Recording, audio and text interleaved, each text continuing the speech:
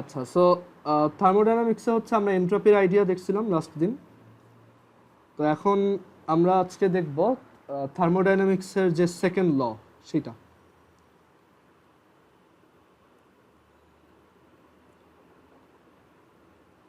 Thermodynamics second ল।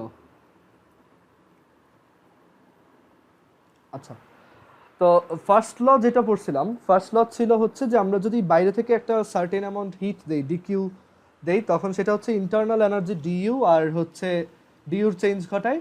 আর এর পাশাপাশি হচ্ছে ওইটা দিয়ে ইউজ করে আমরা কিছু ওয়ার্কও করতে পারি। DQ is equal to dU plus ডিডাব্লিউ। অ্যাকচুয়ালি থার্মোডাইনামিক্সের ফার্স্ট ল হচ্ছে এনার্জির যে আমরা কনজারভেশনের কথা বলি, যে এনার্জি হচ্ছে কনজার্ভ থাকে, সেইটা মিন করে। থার্মোডাইনামিক্সের ফার্স্ট ল অ্যাকচুয়ালি এনার্জি কনজারভেশনের একটা ম্যাথমেটিক্যাল ফর্ম। আচ্ছা, তো এখন থার্মোডাইনামিক্সের সেকেন্ড ল অ্যাকচুয়ালি কি বলে?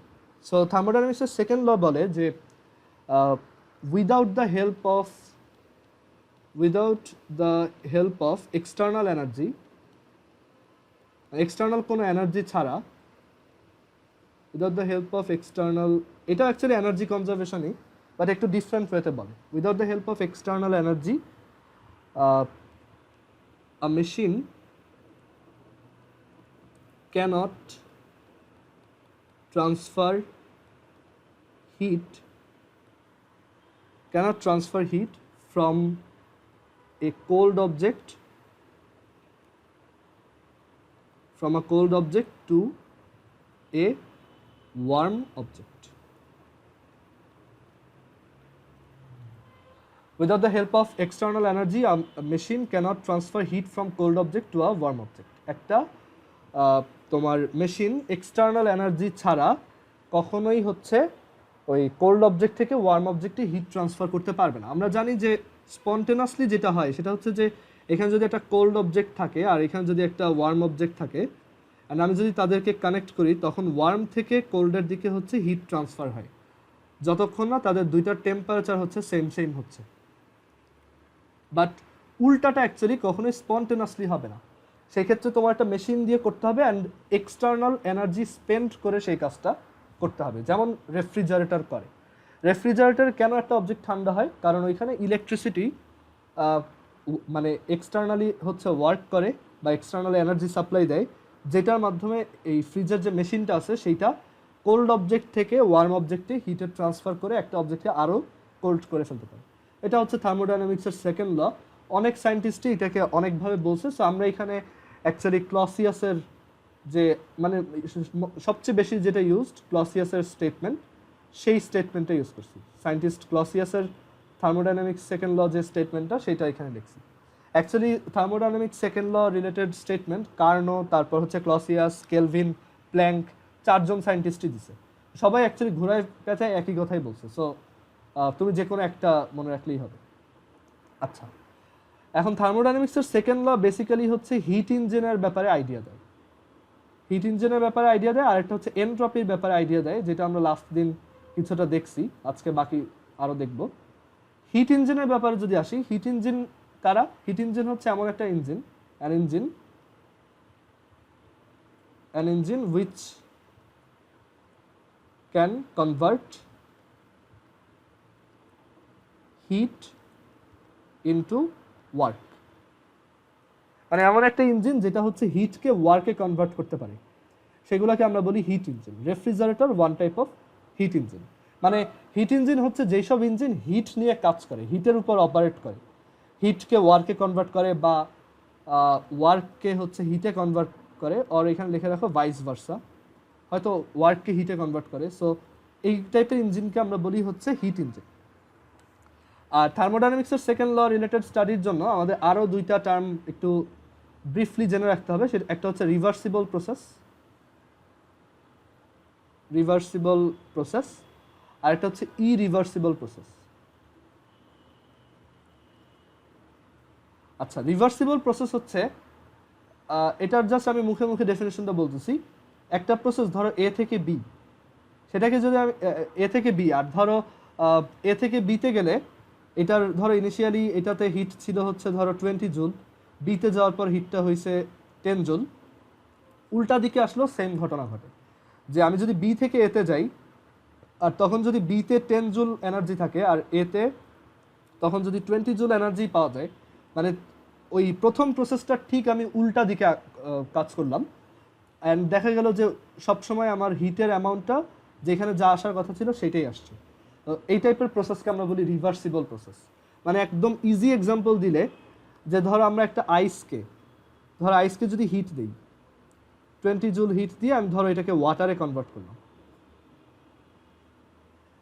এখন এই ওয়াটার থেকে তুমি যদি আবার 20 জুল হিট বের করে নাও, তাহলে কিন্তু এটা ঠিক আবার ওই আইসেই কনভার্ট হবে। সো এই টাইপের প্রসেসকে আমরা বলি রিভার্সিবল প্রসেস, যে এটা দুই দিকেই মানে দুই দিকেই প্রসিড করতে পারে। ঠিক আছে, রিভার্সিবল প্রসেস হচ্ছে a process which can propagate in both directions and the results of heat and work are same in all stages. That is, একটা প্রসেস যদি দুই দিকেই কাজ করতে পারে, মানে দুই দিকেই করতে পারে, রিভার্স ডিরেকশনেও কাজ করতে পারে আবার ফরওয়ার্ড ডিরেকশনেও কাজ করতে পারে, আর সব সময় যদি ওই হিটের যে রেজাল্টগুলা বা হিটের যে ভ্যালুগুলা ওইটা যদি প্রত্যেক স্টেপে সেম থাকে, তখন আমরা ওই প্রসেসটাকে রিভার্সিবল প্রসেস বলি। সবচেয়ে ইজি এক্সাম্পল হচ্ছে আইসকে ওয়াটারে কনভার্ট করা, আবার ধরো ওয়াটারকে ভেপারে কনভার্ট করা, অ্যান্ড ভাইস ভার্সা। বাট কিছু প্রসেস আছে যেগুলো হচ্ছে ইরিভার্সিবল। যেমন ইরিভার্সিবল প্রসেসের একটা এক্সাম্পল হচ্ছে, ধরো একটা রাস্তায় হচ্ছে ফ্রিকশন আছে, এখন তুমি এখানে একটা অবজেক্টকে ঠেলে এখান থেকে এখানে নিয়ে আসলাম, তো তখন কি হবে, ওই ফ্রিকশনের জন্য কিছু হিট প্রডিউস হয়ে লস্ট হয়ে যাবে, মানে তোমার অ্যাপ্লাইড এনার্জি কিছুটা ওয়েস্ট হয়ে যাবে কোথায়, এই সারফেসের যে ফ্রিকশন সেটাকে ওভারকাম করতে। এখন তুমি যদি এই অবজেক্টটাকে আবার উল্টা দিকে আনো, তাহলে কি তুমি ওই এনার্জিটা আবার ব্যাক পাবা? না, তুমি যদি উল্টা দিকে আসো তখন আবার ফ্রিকশনের জন্য আরও লস হবে। সো ওইটা যে লস হইতেছে তুমি ওইটা কোনোভাবেই আর ফেরত পাবা না। সো ইরিভার্সিবল প্রসেস হচ্ছে a process which cannot be reversed, that is if it could be reversed then the results of heat and work in all stages are different. ঠিক আছে, দ্যাট ইজ একটা প্রসেস যদি তুমি উল্টা দিকে আনো, তখন দেখা যায় যে ওইটার এক এক স্টেজে হিটের অ্যামাউন্টটা সেম থাকে না। যেমন ফ্রিকশনের এক্সাম্পলটা, যে একদম প্রথমে আমার হচ্ছে ধরো একটা অবজেক্টের কাইনেটিক এনার্জি ছিল 50 জুল, অ্যান্ড দেন ফ্রিকশনের অ্যাগেইনস্টে যাওয়ার কারণে ওর কাইনেটিক এনার্জি কমে হয়ে গেছে 30 জুল। এখন ও যদি উল্টা দিকে আসে, ও তো প্রথমে গেছিলো লেফট টু রাইট, এখন যদি রাইট টু লেফট আসে, ও কি আবার ওই 20 জুল গেইন করবে? না। সো এই টাইপের প্রসেস হচ্ছে irreversible process, and most of the spontaneous process in nature আর ইরিভার্সিবল প্রসেস। এটা আমাদের একটু মনে রাখতে হবে যে maximum spontaneous process in nature, সব স্পন্টেনাস প্রসেসই অ্যাকচুয়ালি ইরিভার্সিবল প্রসেস। আচ্ছা, সো এই দুইটা আইডিয়া একটু আমাদের মাথায় রাখতে হবে যে রিভার্সিবল প্রসেস কোনগুলো আর ইরিভার্সিবল কোনগুলো। অ্যান্ড একটা জিনিস খুব লজিক্যাল, সেটা হচ্ছে রিভার্সিবল প্রসেসগুলো হচ্ছে খুবই স্লো, আর ইরিভার্সিবলগুলো হচ্ছে খুবই ফাস্ট। যেগুলো রিভার্সিবল ওইগুলো খুব স্লো হয়, আর ইরিভার্সিবলগুলো হচ্ছে খুব ফাস্ট প্রসেসর। আচ্ছা, তো এখন এখানে আমাদের হিট ইঞ্জিন নিয়ে ডিসকাস করতে হবে। তো আমরা একটা আইডিয়াল হিট ইঞ্জিন নিয়ে এখন ডিসকাস করব। আইডিয়াল হিট ইঞ্জিন যেটা শুধু থিওরিটিক্যালি পসিবল, এটাকে প্র্যাকটিক্যালি ইমপ্লিমেন্ট করা পসিবল না। সো সেটার নাম হচ্ছে কার্নো ইঞ্জিন। কার্নো ইঞ্জিন, সাদি কার্নো নামে একটা সায়েন্টিস্ট এটার থিওরিটা দিয়ে গেছে, বাট এটা অ্যাকচুয়ালি প্র্যাকটিক্যালি বানানো যায় না। ওকে, কার্নো ইঞ্জিন হচ্ছে সবচেয়ে ভালো হিট ইঞ্জিন থিওরিটিক্যালি। সো আমরা এখন দেখব যে কার্নো ইঞ্জিন কীভাবে কাজ করে, আর কার্নো ইঞ্জিনের এফিসিয়েন্সির একটা ফর্মুলা আছে সেটা দেখব, তারপর রেফ্রিজারেটর দেখব, আর এরপর হচ্ছে আমরা এন্ট্রপির দুইটা ফর্মুলা দেখব, তারপর আমাদের এই চ্যাপ্টার শেষ। আচ্ছা, সবাই একটু আরেকবার মিটিংয়ে জয়েন দাও, আমাদের মিটিংয়ের টাইম শেষ। আচ্ছা, তো এখন দেখো কার্নো ইঞ্জিনের থিওরিটা আমরা ডিসকাস করব। তো কার্নো ইঞ্জিনের আইডিয়া হচ্ছে, এটার অ্যাকচুয়ালি কার্নো ইঞ্জিন কীভাবে কাজ করে বা এগুলো পরীক্ষায় আসবে না, বাট একটু বুঝে রাখলে তোমার সুবিধা হবে আর কি। সো আমি এটা ব্রিফলি ডিসকাস করতেছি যে কীভাবে কার্নো ইঞ্জিন কাজ করে। তো কার্নো ইঞ্জিনে হচ্ছে 3টা স্টেজ থাকে। একটা হচ্ছে এই যে স্টেজ, ধর এটা হচ্ছে স্টেজ 1, দেন এটা হচ্ছে স্টেজ 2, আর আরেকটা হচ্ছে স্টেজ 3।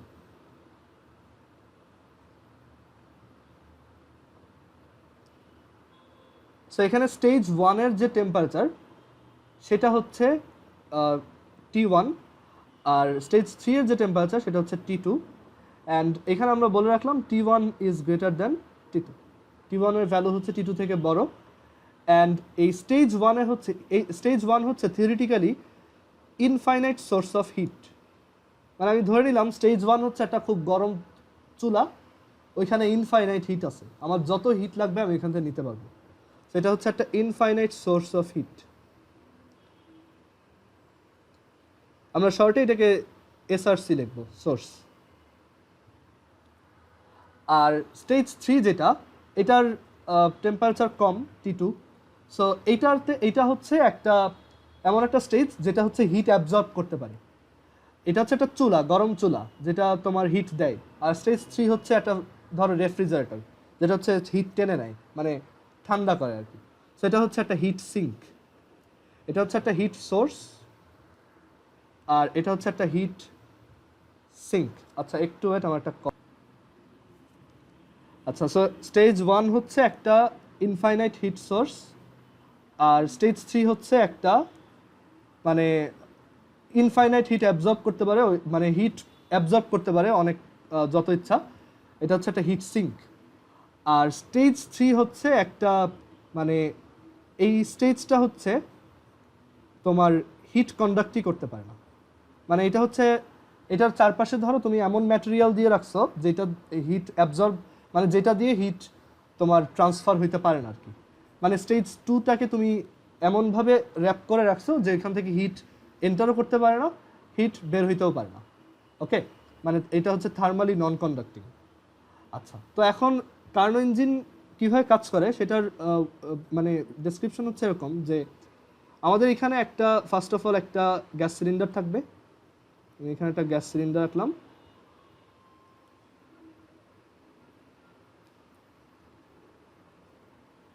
অ্যান্ড এই জায়গায় হচ্ছে একটা পিস্টন লাগায় রাখবো, আর এটার ভিতরে ধরো গ্যাস আছে, এনমোল গ্যাস আছে।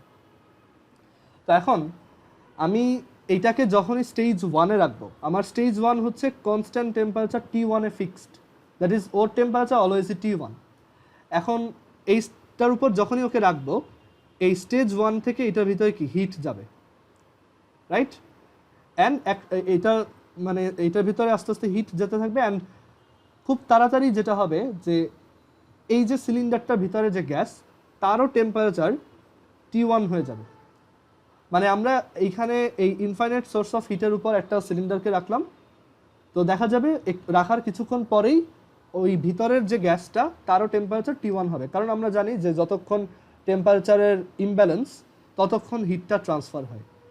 ওকে, সো একসময় যেটা হবে যে এখানে এই যে T1 তারও একসময় টেম্পারেচারটা T1 হয়ে যাবে। অ্যান্ড আরেকটা জিনিস সেটা হচ্ছে এইটা যেহেতু একটা infinite source of heat, so এখান থেকে যদি হিট এটার ভিতরে যায়ও তখনও এটা টেম্পারেচার চেঞ্জ হবে না, এটার টেম্পারেচার T1-ই থাকবে, মানে আমার স্টেজের টেম্পারেচার। আচ্ছা, সো এখানে এই স্টেজটার উপর এই সিলিন্ডারটাকে রাখার সাথে সাথেই এটার টেম্পারেচার T1 হয়ে গেল। তো এরপর এখন কিন্তু এইটার আর এইটার টেম্পারেচার সেম, অ্যান্ড এইটার টেম্পারেচার কিন্তু আর বাড়বে না। এই যে T1 সেই টেম্পারেচারটা কিন্তু আর বাড়তে পারবে না, কারণ আমার এখানে সোর্সের টেম্পারেচার যত, তার থেকে বেশি তো টেম্পারেচার এটার হবে না। তো এখন এখানে এই টেম্পারেচারটা যদি ফিক্সড হয়ে যায় তাহলে এই সিলিন্ডারটা এখন কি কন্ডিশনে চলে গেল? Isothermal, right? অ্যান্ড আইসোথার্মাল অবস্থায় এটার ভিতরে যদি কন্টিনিউয়াসলি হিট এন্টার করে, মানে এই যে ইনফাইনাইট সোর্স অফ হিট, ও তো কন্টিনিউয়াসলি ভিতরে হিট সাপ্লাই দিয়ে যাচ্ছে, ওটা তো একটা গরম চুলা। তো তখন যেটা হবে, এখন টেম্পারেচার আর বাড়বে না, কারণ টেম্পারেচার তো এই যে এটার সাথে ম্যাচ হয়ে গেছে T1, আর ভিতরে এই যে হিটগুলা যে যাচ্ছে, এটার জন্য আইসোথার্মাল অবস্থায় যেহেতু আছে, টেম্পারেচার আর বাড়বে না, বাট ওই হিটটা কী করবে, এখানে একটা ওয়ার্ক করবে, তাই না? তুমি চিন্তা করো যে একটা জিনিসের টেম্পারেচার আর বাড়তেছে না, তুমি বাইরে থেকে এখন কন্টিনিউয়াসলি হিট দিচ্ছ, তো ওই হিটটা তো ইন্টারনাল এনার্জির আর চেঞ্জ করতে পারতেছে না, কারণ টেম্পারেচার ফিক্সড। সো বাকি তাহলে পুরো হিটটাই কিসে ইউজড হয়ে যাবে? ওয়ার্ক, আর সেই ওয়ার্কের জন্য এই পিস্টনটা কি আস্তে আস্তে সামনের উপরের দিকে উঠবে। সো এটা হচ্ছে কি আমাদের স্টেপ ওয়ান। স্টেপ ওয়ান হচ্ছে যে আমরা সিলিন্ডারটাকে স্টেজ ওয়ানের উপর রাখলাম, অ্যান্ড এইখানে একটা আইসোথার্মাল এক্সপানশন হবে। আইসোথার্মাল এক্সপানশন মানে আইসোথার্মাল অবস্থায় এই সিলিন্ডারটার গ্যাসের এক্সপানশন হবে, মানে ও আস্তে আস্তে উপরের দিকে উঠবে। ওকে, আচ্ছা, সো আমরা এটার একটা গ্রাফ আঁকবো। এই প্রত্যেকটা স্টেপ আমরা যে বলতেছি তার করেসপন্ডিং একটা করে আমরা গ্রাফ এঁকে ফেলবো এখানে। সো আমরা একটা ভি ভার্সেস পি গ্রাফ আঁকতেছি। তো এখানে ধরো একদম প্রথমে আমার গ্যাসের ভলিউম ছিল হচ্ছে V1 আর গ্যাসের প্রেশার ছিল হচ্ছে P1। সো এটা একটা কোঅর্ডিনেট, এটা হচ্ছে V1 P1। ওকে, V1 P1। তো এখন এখানে যখন এই যে প্রথম স্টেপে কি হচ্ছে, আমি এখানে কোনো একটা সিলিন্ডার রাখার পরপরই সে তোমার টেম্পারেচার তার ফিক্সড হয়ে যাচ্ছে, দ্যাট ইজ সে আইসোথার্মাল স্টেজে ঢুকে গেল। অ্যান্ড এখন যত হিট ঢুকবে পুরোটাই তার এক্সপানশনে ইউজড হবে। সো এখন একটা আইসোথার্মাল এক্সপানশন হবে। সো ওর এক্সপানশনটা দেখতে হবে এরকম যে এখান থেকে আস্তে আস্তে ওর ভলিউম বাড়তেছে। আগে ছিল V1, ধরো একটু পর ভলিউম হয়ে গেছে V2, অ্যান্ড ধরো সেই ভলিউমটা এখানে। সো এইটাকে আমরা এরকম একটা গ্রাফ একে দেখাইতে পারি যে এইভাবে এটা চেঞ্জ হয়েছে। ওই যে আইসোথার্মাল কার্ভ দেখছিলাম না আমরা, আইসোথার্মাল তো বয়েলস ল অ্যাপ্লিকেবল হয়, সো এখানেও তাই। একটু দাঁড়াও, এইখানে ধরো। সো আমরা ওই যে বলে আসছিলাম যে আইসোথার্মালি হচ্ছে বয়েলস ল অ্যাপ্লিকেবল হয়, এই যে একটা বয়েলস ল এর কার্ভ, ঠিক আছে, আইসোথার্মাল কার্ভ। আচ্ছা, সো এখন ভলিউম হচ্ছে V2, প্রেশার হচ্ছে P2।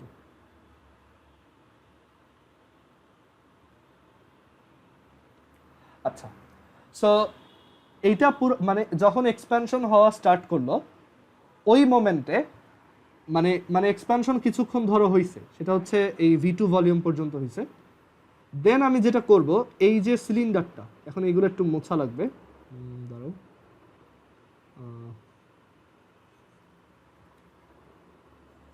আচ্ছা একটু ওয়েট। আচ্ছা, আমাদের স্টেজ,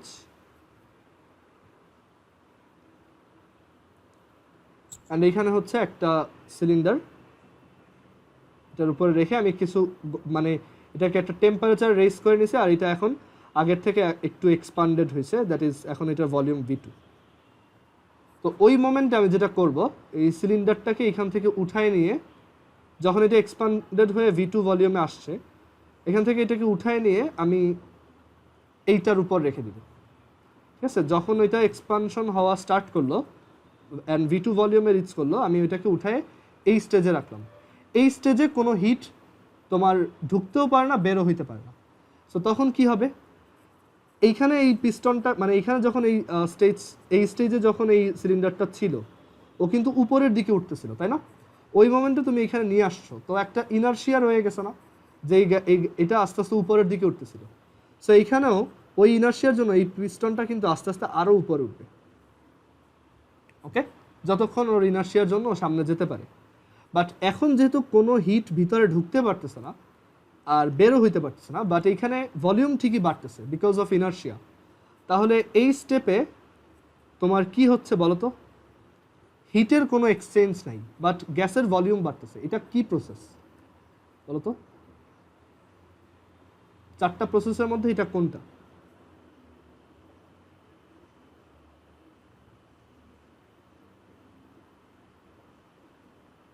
এটা কি আইসোথার্মাল, নাকি আইসোবারিক, নাকি আইসোকোরিক, নাকি হচ্ছে অ্যাডায়াবেটিক?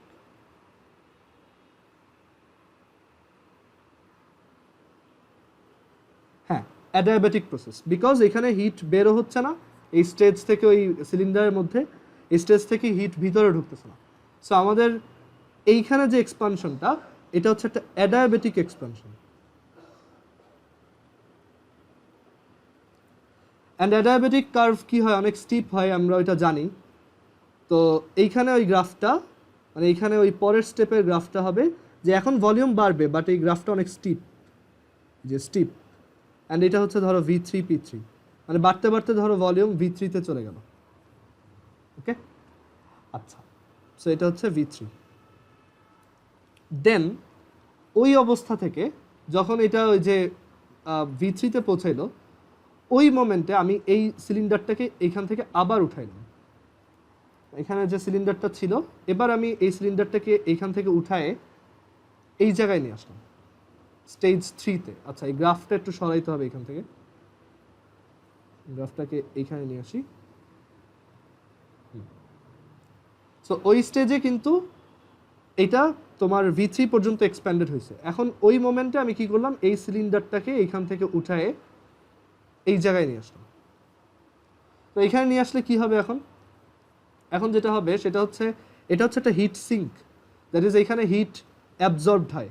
তো এখানে যদি হিট অ্যাবজর্ব হতে থাকে, তো খুব তাড়াতাড়ি প্রথমে কিছু হিট অ্যাবজর্ব হয়ে এইটারও টেম্পারেচার T2 হয়ে যাবে, কারণ প্রথমে টেম্পারেচার ট্রান্সফার মানে হিটটা খুব দ্রুত ট্রান্সফার হয়ে এইটার টেম্পারেচারটাও এই স্টেজের ট্রান্সফারের সাথে, স্টেজের টেম্পারেচারের সাথে সেম হবে। অ্যান্ড দেন একবার যদি T2 হয়ে যায়, এরপর আর টেম্পারেচার কমবে না, কারণ এখন ও এটার সাথে থার্মালি ইকুইলিব্রিয়ামে চলে আসছে। বাট আমার হিট সিঙ্ক তো কন্টিনিউয়াসলি এখান থেকে হিট বের করে নিচ্ছে। সো তখন কি হবে? তখন হচ্ছে যেহেতু টেম্পারেচার এখন ফিক্সড, সো এখন আবার অ্যাডায়াবেটিক্যালি কন্ট্রাকশন হবে। সো এটাকে আমরা বলি স্টেপ 3 আইসোথার্মাল কন্ট্রাকশন। যেহেতু টেম্পারেচার ফিক্সড, সো এটা একটা আইসোথার্মাল প্রসেস। অ্যান্ড যেহেতু হিট বের করে নিচ্ছি, সো এখানে মানে টেম্পারেচার আর চেঞ্জ হবে না, সো আমার নেগেটিভ ওয়ার্ক হবে। নেগেটিভ ওয়ার্কে ভলিউম হচ্ছে কমে আসে, সো এটাকে আমরা বলবো isothermal contraction. So isothermal contraction হইলে ভলিউম এখান থেকে আবার কমে যাবে আর কি। তো ধরো কমে V4 হইল, সো এখানে এটা কোঅর্ডিনেট হচ্ছে V4 P4। অ্যান্ড যখন ওই যে কমতে কমতে V4 হয়ে গেছে, ওই মোমেন্টে আমি এই সিলিন্ডারটাকে আবার এখান থেকে উঠায়ে এইখানে নিয়ে আসলাম। মানে প্রথম স্টেপে এইখানে, দেন এইখানে, দেন এইখানে, দেন আবার এইখানে। অ্যান্ড একটু আগে কিন্তু আমার সিলিন্ডারটার পিস্টনটা নিচের দিকে নামতেছিল, সো ইনার্শিয়া রয়ে গেছে। এখনও ওই ইনার্শিয়ার জন্য এই পিস্টনটা নিচের দিকেই নামবে। বাট স্টেজ 3-তে কোনো হিট রিলিজডও হয় না, কোনো হিট অ্যাবজর্বড হয় না, কারণ স্টেজ 2-তে হচ্ছে ওইটা হিট কন্ডাক্টই করে না। সো আমার স্টেপ 4 যেটা, স্টেপ 4 হচ্ছে একটা অ্যাডায়াবেটিক কন্ট্রাকশন। অ্যান্ড অ্যাডায়াবেটিক কন্ট্রাকশনও আইসোথার্মাল কন্ট্রাকশন থেকে অনেক স্টিপ। সো আমার গ্রাফটা দেখতে এরকম হবে। অ্যান্ড ওই গ্যাসটা আবার ঠিক V1 ভলিউমেই পৌঁছে যাবে। সো যেটা হবে, প্রথমে এখানে V1 থেকে V2, দেন V2 থেকে V3, দেন V3 থেকে এখানে V4, দেন V4 থেকে আবার এখানে V1। ওকে, সো এটা হচ্ছে রুল। সো এই হচ্ছে কার্নো ইঞ্জিন। আর এখানে গ্রাফটা আমি অত ভালোভাবে আঁকতে পারি না, আমি পরে পেজে আবার এঁকে দিচ্ছি। যে কার্নো ইঞ্জিনের গ্রাফ হচ্ছে দেখতে এরকম।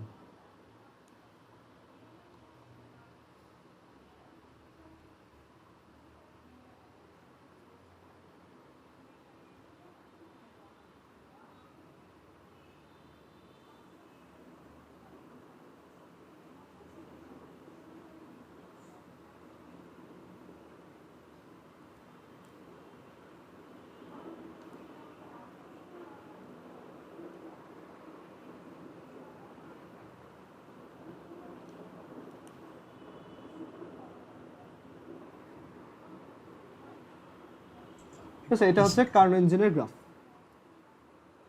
এখানে এটা হচ্ছে V1, P1, তারপর এটা হচ্ছে V2, P2,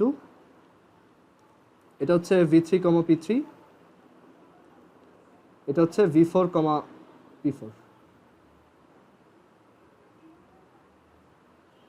অ্যান্ড এটা হচ্ছে আমাদের স্টেপ 1, এটা হচ্ছে স্টেপ 2, স্টেপ 3, স্টেপ 4। স্টেপ 1 কীরকম? Isothermal expansion. স্টেপ 2 কীরকম? Adiabatic expansion. স্টেপ 3 কীরকম? Isothermal contraction. আর স্টেপ 4 কীরকম? অ্যাডায়াবেটিক কন্ট্রাকশন, হ্যাঁ স্টেপ 4টা আরেকবার এক্সপ্লেন করতেছি। এটা হচ্ছে অ্যাডায়াবেটিক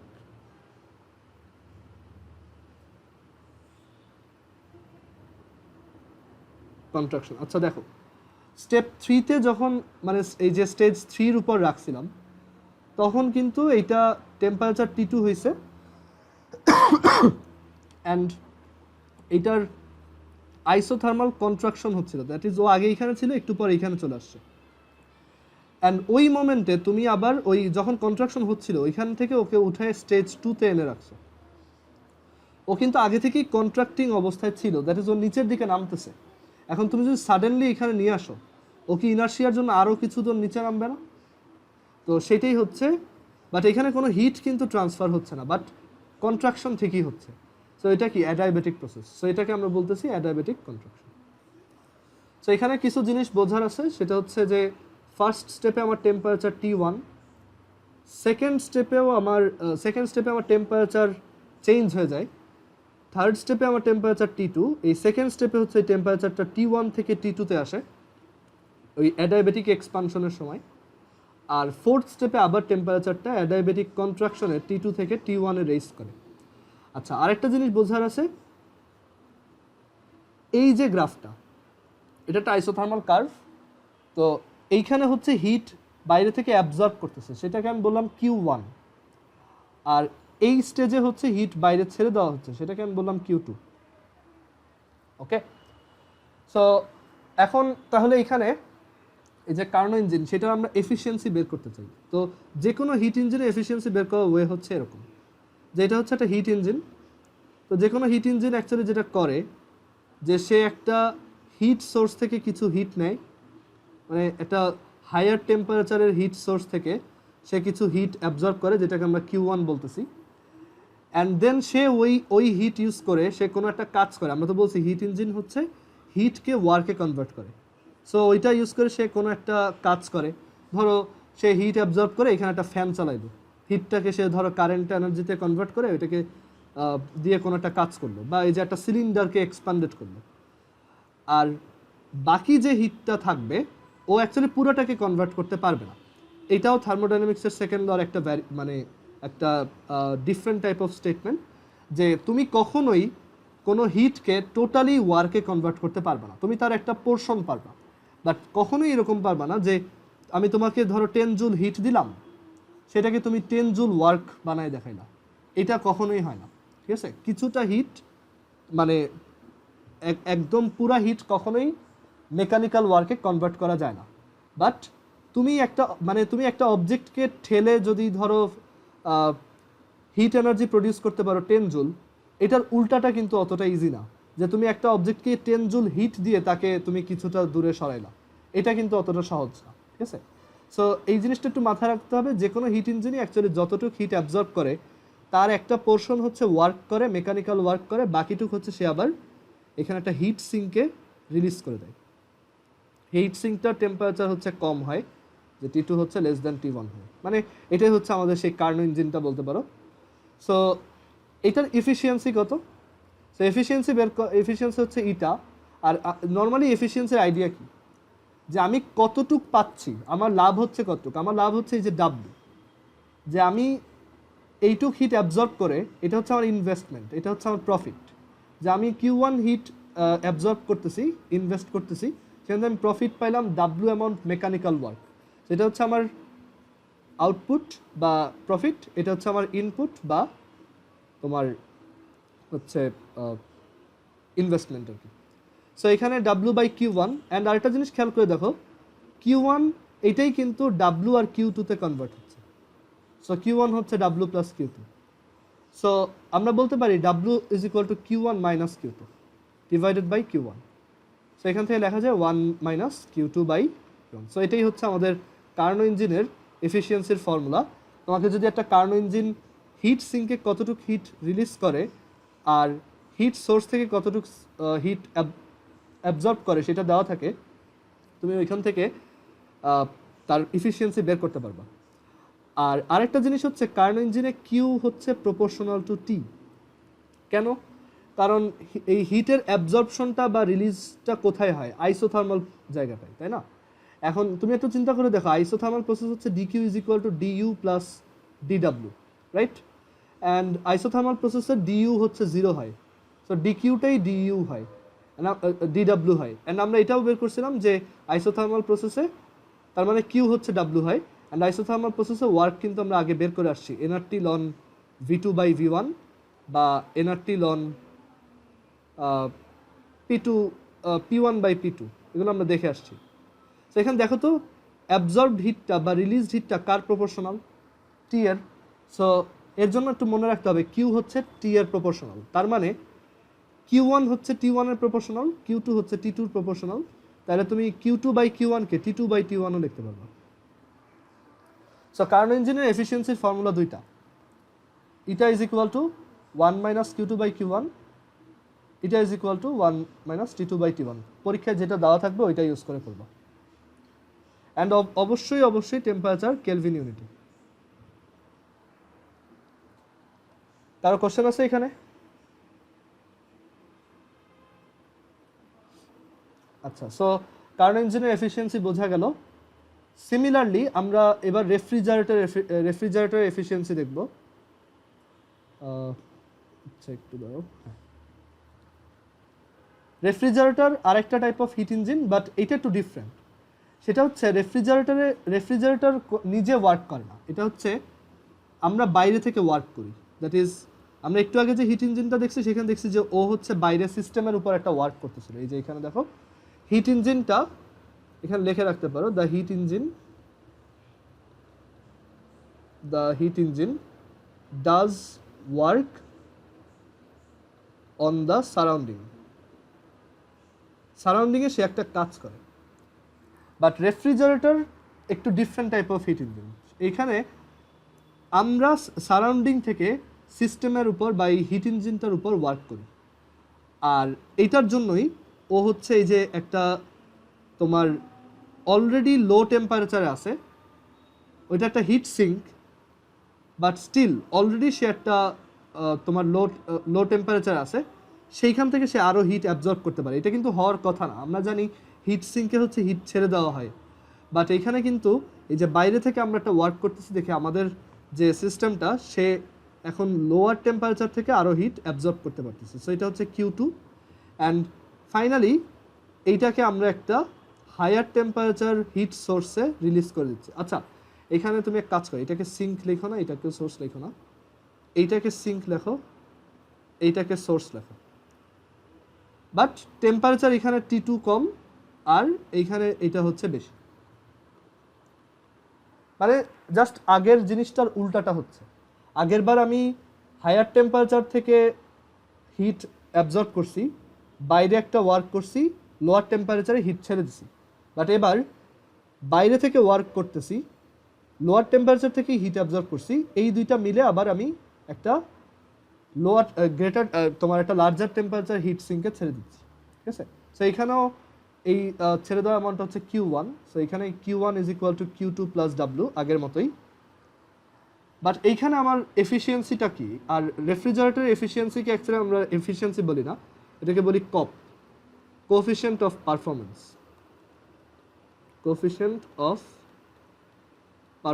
একটা রেফ্রিজারেটরের এফিসিয়েন্সি আমরা কপ দিয়ে বোঝাই। সো এটা হচ্ছে, দেখো এখানে তুমি চিন্তা করো তোমার প্রফিট কি। আচ্ছা, কেউ বলতে পারবা একটা রেফ্রিজারেটর তোমার এই জায়গায় প্রফিট পোর্শনটা কোনটা? আর কেউ যদি কনফিউজ থাকে আমি বলি, এই জায়গা হচ্ছে যে তোমার ফ্রিজের মধ্যে যে ফল ফ্রুটগুলো থাকে বা মাছ টাছ যে থাকে ওইগুলা, আর এটা হচ্ছে তোমার ফ্রিজের বাইরের জায়গাটা। সো এই ফল ফ্রুট থেকে ফ্রিজ হচ্ছে হিট অ্যাবজর্ব করে ওকে ঠান্ডা বানিয়ে দেয়, অ্যান্ড দেন ওই হিটটাও বাইরে বের করে দেয়। এখন বলো তো এখানে তোমার লাভ হচ্ছে কোনটা, বা তোমার প্রফিট কি, বা তোমার এখানে আউটপুটটা কি বলো তো? Q1 নাকি W নাকি Q2? ডাব্লু। না, ডাব্লুটা তো আমি বাইরে থেকে দিচ্ছি, এটা হচ্ছে আমার কারেন্টের লাইন।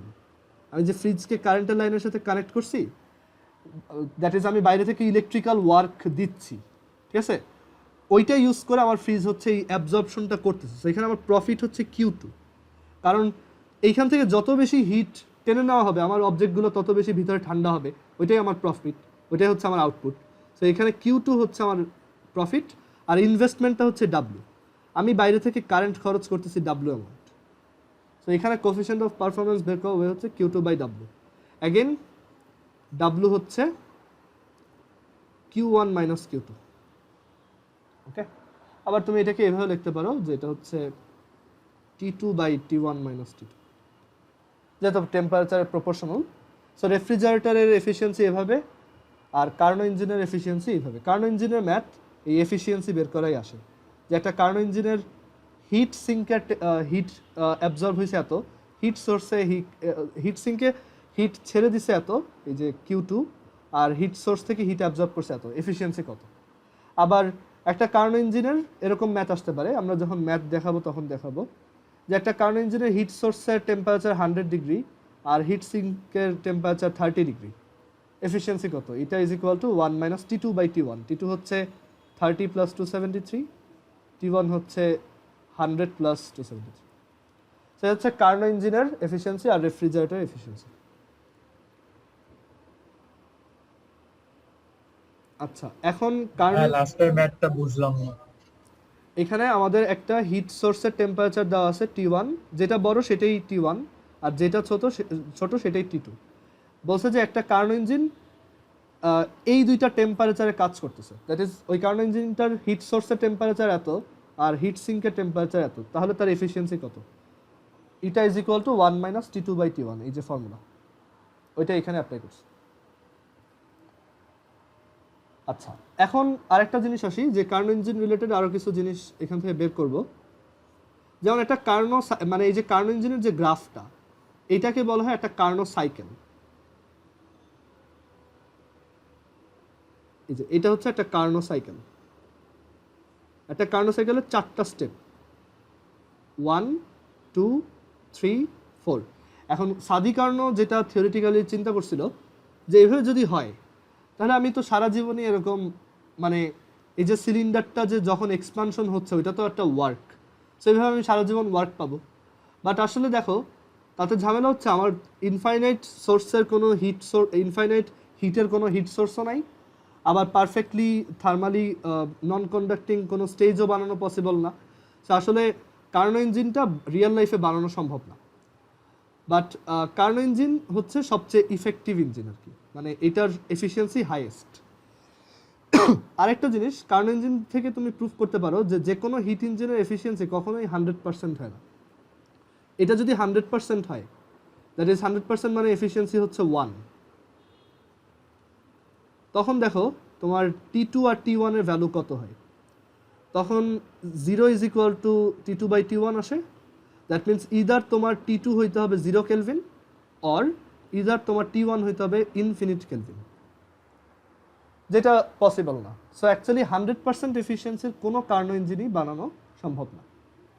আর আরেকটা জিনিস হচ্ছে যে এখানে এই যে আমরা V1 P1 বলতেছি, তারপর এটা হচ্ছে V2 P2, V3 P3, V4 P4। একটা কার্নো ইঞ্জিনে টোটাল এনট্রপির চেঞ্জটা তোমার 0 হয়, ঠিক আছে? সেটা কিভাবে দেখো, আমার এখানে টোটাল এনট্রপি চেঞ্জ হবে এই ফার্স্ট স্টেপে যতটুকু এনট্রপি চেঞ্জ হয়েছে প্লাস সেকেন্ড স্টেপে যতটুকু এনট্রপি চেঞ্জ হয়েছে প্লাস থার্ড স্টেপে যতটুকু এনট্রপি চেঞ্জ হয়েছে প্লাস ফোর্থ স্টেপে যতটুকু এনট্রপি চেঞ্জ হয়েছে। এখন একটা জিনিস দেখো, সেকেন্ড স্টেপ আর ফোর্থ স্টেপে কিন্তু এনট্রপির কোনো চেঞ্জ নেই, কারণ ওইগুলো হচ্ছে অ্যাডায়াবেটিক প্রসেস। অ্যাডায়াবেটিক প্রসেসে এনট্রপির কোনো চেঞ্জ হয় না। এটার প্রুফ কি? we know ds is equal to dq/t. Adiabatic process we know dq is equal to 0, so ds is also 0. That is del s হচ্ছে 0, তার মানে s হচ্ছে কনস্ট্যান্ট। এর জন্যই আমরা বলি অ্যাডিয়াবেটিক প্রসেসে এনট্রপি হচ্ছে কনস্ট্যান্ট থাকে, আর এনট্রপি চেঞ্জ হচ্ছে অ্যাডিয়াবেটিক প্রসেসে 0 হয়। সো আমরা এখান থেকে S2 আর S4 কে 0 বলতে পারি, কারণ এই দুইটা স্টেপ অ্যাডিয়াবেটিক ছিল। একটা ছিল অ্যাডিয়াবেটিক এক্সপ্যানশন আর একটা ছিল অ্যাডিয়াবেটিক কন্ট্রাকশন। আচ্ছা, তার মানে আমার জাস্ট এই দুইটার এনট্রপি অ্যাড করতে হবে। এখন এই স্টেপ হচ্ছে একটা আইসোথার্মাল প্রসেস, যেখানে টেম্পারেচার T1 আর অ্যাবজর্বড হিট Q1, আর এই স্টেপটায় টেম্পারেচার ফিক্সড T2 আর absorbed heat released heat Q2। আচ্ছা, যখন হিট অ্যাবজর্ব হয় তখন এন্ট্রপি হচ্ছে plus, so plus Q1 by T1। আমরা লাস্ট দিন ফর্মুলা দেখছিলাম, এস হচ্ছে ডেল এস হচ্ছে ডেল কিউ বাই টি বা কিউ বাই টি, সো এটা হচ্ছে এই Q1 by T1 plus del S three, এটা হচ্ছে দেখো এখানে হিট ছেড়ে দিচ্ছি, তাহলে এটা হচ্ছে minus entropy change, so minus Q2 by temperature কত T2। সো এখান থেকে আমরা পাই Q1 by T1 minus Q2 by T2। এখন একটু আগে বলে আসছিলাম Q is proportional to T in case of Karnaugh engine বা আইসোথার্মাল প্রসেস। তো Q1 by Q2 is equal two তার মানে T1 বাই T2, তার মানে Q1 by T1 is equal to Q2 by T2, তার মানে এই দুটো আসলে সেম, সো এই দুটার subtraction 0। So the net change of entropy in a Carnot cycle is 0। Okay, এটাও মাথায় রাখবা। আর আরেকটা জিনিস,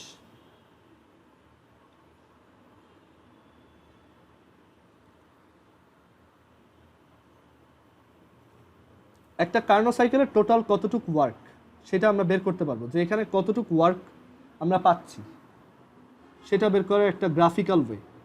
আমরা তো জানি W is equal to Q1 minus Q2, এইভাবে তো এটা বের করাই যায়, কারণ ওই যে আমরা একটা ফ্লো ডায়াগ্রাম এঁকে দেখাইছিলাম। বাট এটাকে গ্রাফ থেকে বের করা যায় কীভাবে? ধর আমি Q1 Q2 জানি না, বাট আমাকে কার্নো সাইকেলটা দেওয়া আছে, সো সেটা বের করবো এভাবে, যেটা হচ্ছে V1, P1, এটা হচ্ছে V2, P2, এটা হচ্ছে V3, P3, এটা হচ্ছে V4, P4। সো এখানে এই যে চারটা স্টেপে যত ওয়ার্ক হচ্ছে সেগুলো বের করব।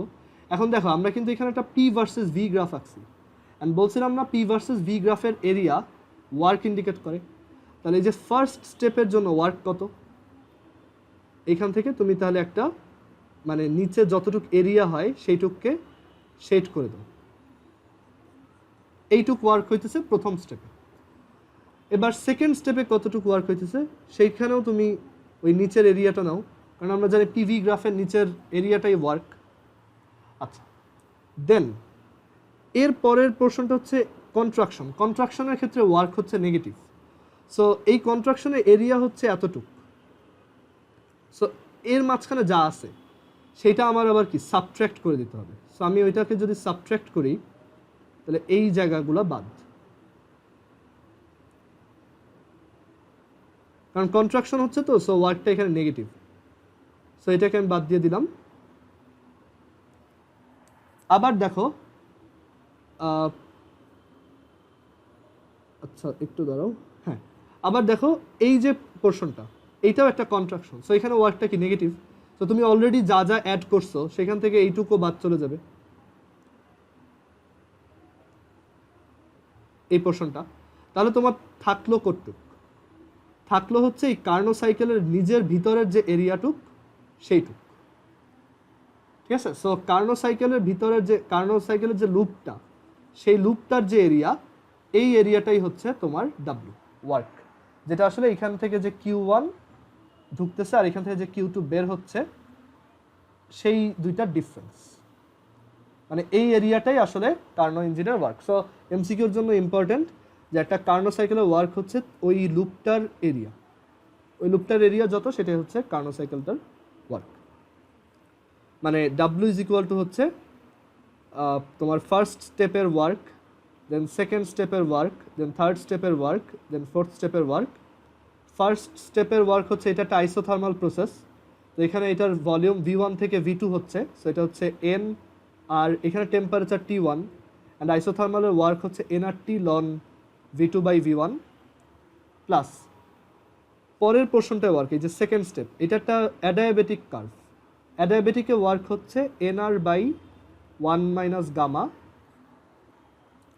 টাইমস, দেখো এইখানে টেম্পারেচার T2, এইখানে টেম্পারেচার T1, এখানে হচ্ছে T2, তাহলে এইখান থেকে এখানে আসতে চেঞ্জ হয়েছে কত, T1 থেকে T2, সো এটা হচ্ছে T2 মাইনাস T1, দেন প্লাস থার্ড স্টেপে এটা একটা কন্ট্রাকশন, সো ওয়ার্কটা নেগেটিভ, সো মাইনাস, আর এটা একটা isothermal contraction, so minus nRT, but সেই মাইনাসটা তোমার নিজের আর দেওয়া লাগবে না, এটা অটো হবে, দেখো nr_t2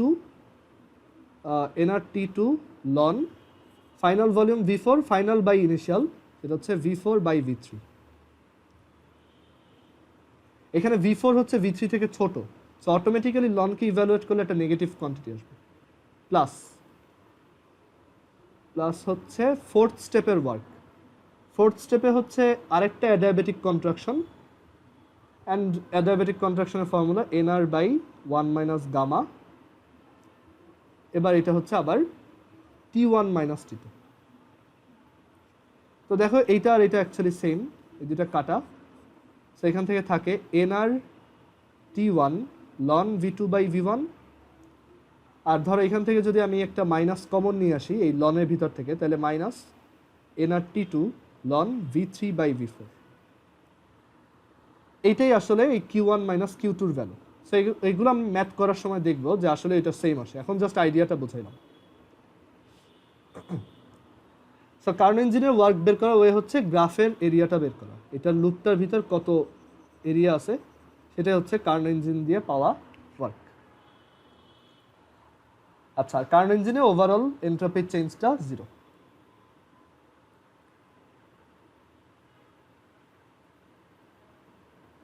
আচ্ছা, আরো ছোট দুইটা জিনিস একটু দেখাবো। একটা হচ্ছে যে একটা অবজেক্ট যখন ধরো স্টেট চেঞ্জ না করে, ঠিক আছে, state not changed or state হচ্ছে আনচেঞ্জড, ওকে, তখন একটা অবজেক্টের ম্যাস যদি m হয় আর তার স্পেসিফিক হিট যদি s হয় আর তার ইনিশিয়াল টেম্পারেচার যদি T1 হয় আর ফাইনাল টেম্পারেচার যদি T2 হয়, সো এখান থেকে এখানে কত হিট লাগবে সেটা কিন্তু আমরা বের করতে পারি, বাট এন্ট্রপির চেঞ্জ কত হবে সেটা আমরা এখনো শিখি নাই। সো ওইটা একটু দেখবো, সবাই একটু আরেকবার কানেক্ট হয়।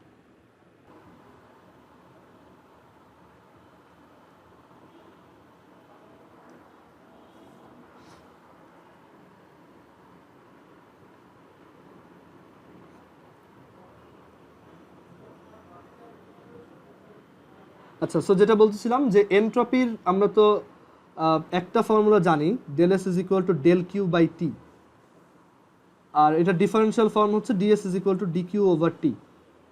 বাট আমরা অ্যাকচুয়ালি এইটা কখন ইউজ করতে পারি, যখন টেম্পারেচার হচ্ছে ফিক্সড, বাট যদি একটা প্রসেসে টেম্পারেচার চেঞ্জ হয় তখন আমার এইটা ইউজ করতে হবে যে আমরা খুব স্মল ইন্টারভালে ডিএসগুলো বের করে ইন্টিগ্রেশন করে টোটাল এন্ট্রপি চেঞ্জ বের করবো। সো আমরা 9-10 এরকম ম্যাথ করছি না, যে 2 কেজির ওয়াটার তার টেম্পারেচার 30 ডিগ্রি সেন্টিগ্রেড থেকে 70 ডিগ্রিতে রেইজ করতে কত হিট লাগবে। ফর্মুলা ছিল Q is equal to ms del theta, S হচ্ছে তোমার স্পেসিফিক হিট, ওকে, 1 কেজির টেম্পারেচার 1 কেলভিন ইনক্রিজ করতে যত হিট লাগে। আচ্ছা, তো এখন এন্ট্রপি কিভাবে বের করব, এটা ডেল থিটা হবে, সরি, এন্ট্রপি কিভাবে বের করব। সো তুমি চিন্তা করো যে কোনো একটা মোমেন্টে এটার টেম্পারেচার হচ্ছে T, ওইখান থেকে তুমি যদি তার টেম্পারেচার ডিটি বাড়াও তখন, আর এটার স্পেসিফিক হিট যদি এস হয়, ম্যাস যদি এম হয়, তখন কতটুকু হিট লাগবে, ডিকিউ ইজ ইকুয়াল টু ওই সিমিলারলি এমএস ডিটি। এখন তাহলে তোমার ডিকিউ ইজ ইকুয়াল টু হচ্ছে এমএস ডিটি, আর তাহলে এখান থেকে কি লেখা যায়, ডিকিউ, আচ্ছা, ডিকিউ ইজ ইকুয়াল টু হচ্ছে এমএস ডিটি। তাহলে এন্ট্রপির চেঞ্জ কত ওই ডিটি টেম্পারেচার বাড়ানোর জন্য, dS is equal to dQ by T. So এখানে ডিকিউর ভ্যালুটা বসো M small S dT divided by T. So এইটুক হচ্ছে আমার টাইনি একটা এন্ট্রপি চেঞ্জ। সো আমি যদি ইন্টিগ্রেশন করি ফ্রম 0 টু ডেল এস, আর এখানে এটা হচ্ছে T1 থেকে T2, তাহলে আমি টোটাল এন্ট্রপি চেঞ্জ পাবো, del S is equal to M R S তো constant, M R small S, আর integration of dT by capital T from T1 by T2, এটা হচ্ছে লন T2 by T1, del S is equal to M S dT by T এর integration হচ্ছে লন T, আর এখানে আপার লিমিট লোয়ার লিমিট বসালে লন T2 বাই T1। সো এইটা হচ্ছে একটা ফর্মুলা। একটা অবজেক্টের স্টেট যদি চেঞ্জ না করে টেম্পারেচার একটা থেকে আরেকটায় নাও, তখন এন্ট্রপি চেঞ্জ হচ্ছে del S is equal to M S লন T2 বাই T1। ধরো 2 কেজি পানি 30 ডিগ্রি থেকে 70 ডিগ্রিতে নিছো, এন্ট্রপি চেঞ্জ হচ্ছে del S is equal to 2, ওয়াটারের এস হচ্ছে 4200 লন, T2 হচ্ছে এখানে 273 প্লাস 70, আর T1 হচ্ছে 273 প্লাস 30, এত জুল পার কেলভিন। আচ্ছা, যদি স্টেট চেঞ্জ হয় তখন কি হবে? সো এটার থিওরিটা আমরা একটু শর্টলি বলে দিই।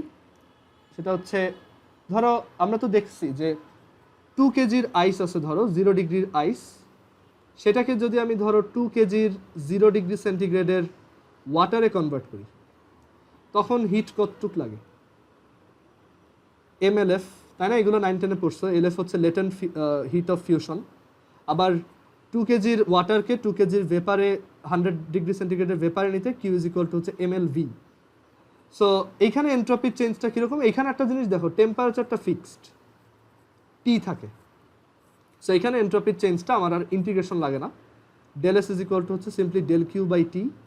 সো যদি একটা অবজেক্ট মেল্ট হয় বা একটা অবজেক্ট হচ্ছে লিকুইড থেকে সলিড হয়, তখন আমার ডেল কিউ হচ্ছে MLF, আর টেম্পারেচার হচ্ছে যে তোমার মেল্টিং পয়েন্ট বা ফ্রিজিং পয়েন্ট।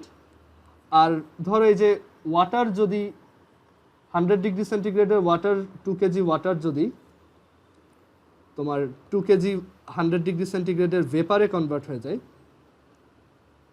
তখন এন্ট্রপি চেঞ্জ হচ্ছে MLV বাই টি। এখানে টি হচ্ছে 273, ওই 0 ডিগ্রি সেন্টিগ্রেড দেখে, এখানে হচ্ছে এটা 100 ডিগ্রি দেখে 373। আর ওয়াটারের LF তো জানোই 336000, আর ওয়াটারের LV হচ্ছে 2268 প্রবাবলি, আমার ঠিক মনে নাই এটা কত জানি ছিল, একটু দেখে নিও, ঠিক আছে? সো এই হচ্ছে আমাদের থার্মোডাইনামিক্সের থিওরি। আমরা নেক্সট দিন হচ্ছে এই থার্মোডাইনামিক্সের ম্যাথ দেখব। ওকে, আজকে এই পর্যন্ত, আল্লাহ হাফেজ। আর সবাই বাসায় হোমওয়ার্কটা করে ফেলবা।